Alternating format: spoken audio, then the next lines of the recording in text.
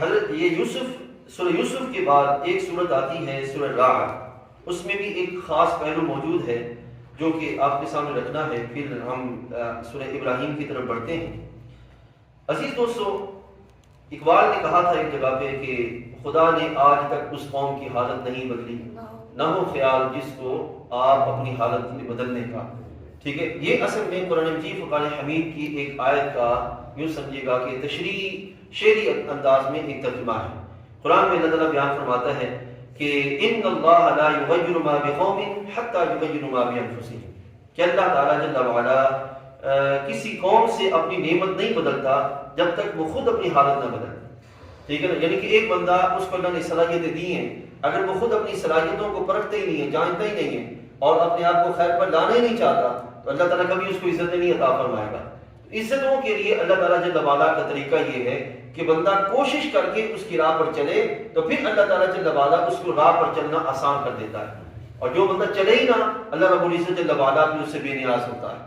ٹھیک ہے، تو عزیز دوستو، نوجوانوں خاص طور پر یہ ایک اہم چیز ہے کہ رب ذوالجلال جل وعلا کی بندگی کو جو بندہ صحیح طریقے سے اپنائے گا، اللہ اسی کے لیے بندگی کی راہوں پہ چلنا آسان کرے گا۔ جو اس سے جو وہ چلے گا ہی نہیں، رب ذوالجلال جل وعلا کبھی بھی اس کے لیے آسانیاں نہیں عطا فرمائے گا۔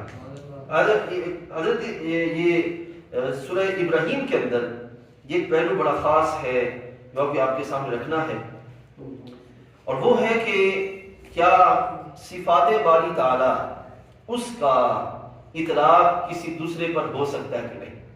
عموماً ایسا ہوتا ہے کہ جب بھی بزرگان دین کے خصوصاً دادا صاحب گورشی کا جو وہ قریب آتا ہے تو باقاعدہ اشتہار چھپتے ہیں اور مساجد کے باہر لگائے جاتے ہیں، اور باقاعدہ ایک طبقے کی لاہور کی پوری مساجد کے اندر باقاعدہ اس موضوع پہ تقاریر ہوتی ہیں کہ جناب جو ہے وہ اللہ تعالیٰ کے جو صفاتی نام ہے اس کا غیر پر اطلاق کریں گے تو شرک ہو جائے گا، یہ ہو جائے گا، وہ ہو جائے گا۔ تو بعض ہمارے مسلمان بھائی جو ہیں وہ بھی ان کی اس ظاہری جو تعبیرات ہیں ان میں آ کر پھنس جاتے ہیں، کہتے ہیں ہاں یہ ٹھیک کہہ رہے ہیں، جیسے کہ مثال کے طور پہ کہتے ہیں داتا صرف اللہ ہے، تو اللہ کے سوا داتا اور کوئی بھی نہیں ہے، لہٰذا کسی اور کو داتا کہیں گے تو جب وہ شرک ہو جائے گا۔ اب یہاں پہ میں آپ کے سامنے قرآن مجید فرقان حمید کی چند ایک آیات اس سورہ مبارکہ سے پڑھوں گا، اور آپ دیکھیے گا کہ جو لفظ اللہ نے اپنے لیے استعمال فرمایا ہے وہی لفظ اللہ تعالیٰ نے قرآن مجید کے لیے، اور وہی لفظ اللہ تعالیٰ نے رسول کریم علیہ السلام کے لیے، وہی لفظ اللہ تعالیٰ نے جناب موسیٰ علیہ السلام کے لیے بیان فرمایا۔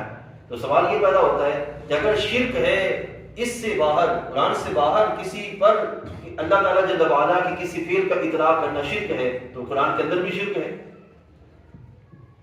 ایک لفظ اگر قرآن سے باہر شرک ہے تو وہ لفظ اگر قرآن کے اندر ہے تب بھی شرک ہے، تو کیا قرآن مجید شرک سکھانے آیا؟ سوچیے ذرا، قرآن تو توحید کی دعوت دینے آیا، تو شرک کا مطلب کیا ہوا؟ اب یہاں پہ سنیے، پہلے پھر آگے بڑھتے ہیں۔ تیسرے پارے میں اللہ ارشاد فرماتا ہے اللہ ولی الذین آمنوا، اللہ دوست ہے ایمان والوں کا، یخرجہم، جب یہ جو لفظ ہے نا خرج یخرجو، یہ جو لفظ ہے نا اخرج یخرجو، یہ جو لفظ ہے، اس ایک لفظ کو آپ نے دیکھنا ہے، اس کا مطلب ہے نکالنا، خارج کرنا۔ ٹھیک ہے، یخرجہم، وہ نکالتا ہے انہیں، کنہیں؟ جو اللہ تعالیٰ جن کا دوست ہے، مسلمانوں کا، کہ اللہ مسلمانوں کو نکالتا ہے کہاں سے؟ من الظلمات الی النور، اندھیرے سے روشنی کی طرف۔ ٹھیک ہے، اب یخرجہم، یہ اللہ تعالیٰ جل وعلا کا وہاں پہ فعل بیان ہوا کہ یہ اللہ تعالیٰ کا فعل ہے کہ وہ نکالتا ہے روشنی سے اندھیرے کی طرف۔ اب دیکھیے یہاں پہ اللہ تعالیٰ فرماتا ہے سورہ ابراہیم کی آیت نمبر 1 میں فرماتا ہے بسم اللہ الرحمن الرحیم، کتاب انزلناہ الیک، اے حبیب یہ کتاب ہم نے تمہاری طرف نازل کی ہے، لِتُخْرِجَ، سیم کوئی لفظ ہے، لِتُخْرِجَ، تاکہ تم نکالو، وہی صفت اللہ تعالیٰ کی، قرآن کہتا ہے کہ وہی صفت اللہ کے رسول علیہ السلام کی، تو مجھے بھی بتائیں کہ کیا قرآن شرک سکھا رہا ہے؟ نہیں، یہاں پہ دیکھنا یہ ہے کہ اللہ تعالیٰ جل وعلا جو نکالتا ہے تو اس کی کس شان سے نکالتا ہے، اور اگر اللہ کے بندے کوئی عمل کر رہے ہیں تو وہ کس حیثیت سے عمل کرتا ہے، یہ دیکھنا ہوگا۔ اللہ تعالیٰ جل وعلا کو کسی نے حکم نہیں دیا اور وہ کسی کی عطا کردہ قوت سے نہیں نکالتا، بلکہ اس کی شان کے لائق جو اس کی طاقت ہے اپنے فضل سے وہ بندوں کو اندھیروں سے اجالوں کی طرف لاتا ہے۔ لیکن اللہ تعالیٰ کے بندے یعنی کہ اللہ کے رسول علیہ السلام اللہ کی دی ہوئی طاقت اور اللہ کے دی ہوئی صلاحیتوں سے بندوں کو ہدایت کی طرف لاتے ہیں۔ یعنی کہ انبیاء علیہ السلام کا کلام، انبیاء علیہ السلام کی معجزات، انبیاء علیہ السلام کے اعمال، یہ بندوں کو اندھیروں سے روشنی کی طرف لانے کا سبب بن جاتے ہیں. یعنی کہ نکالنے والا اصلاً کون ہے؟ رب ذوالجلال ہے. ٹھیک ہے. اور یہ انبیاء علیہ السلام کون ہے؟ انبیاء علیہ السلام اس سبب بن رہے ہیں نکلنے کا. ٹھیک ہے. لہذا ایک ہی صفت ہے اللہ پر، اللہ کے لیے بھی بولی جا رہی ہے، کوئی صفت اللہ کے بندوں کے لیے بھی بولی جا رہی ہے، نبی علیہ السلام کے لیے.